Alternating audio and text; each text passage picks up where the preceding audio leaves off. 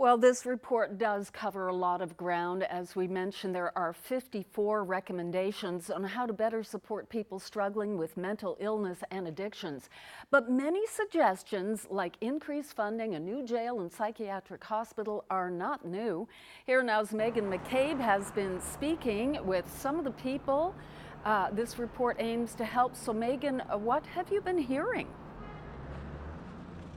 Well, they say it means progress. For people who have been advocating for years for overhauling the system and working with those who need the province's care, it's been a long time coming. But it's also a long way from the Confederation building to here on the streets where some of our most vulnerable people are. I can't tell you his name or much of his story, but he's one of a few people I talked to in downtown St. John's today, looking for kindness from strangers to fill their cups and get them through another day. Bad luck, mental illness, addictions, they're here for different reasons.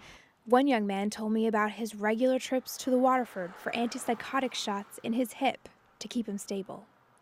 This is where those recommendations can make a big difference. There's been a lot of talk, and talk gets really tiring and really frustrating. But if this can get us somewhere, then we are headed in the right direction.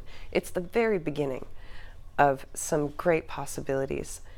And our job now as advocates is to make sure that this thing doesn't collect dust and that these things actually happen.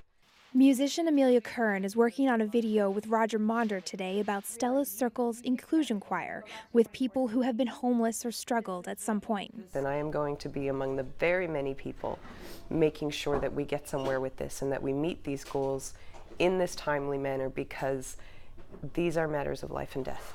So we have to remember, from somebody standing on the street all the way up to the Minister of Health and the Premier, we have got to keep that connection. And we can keep that connection if we continue to involve our community advocates.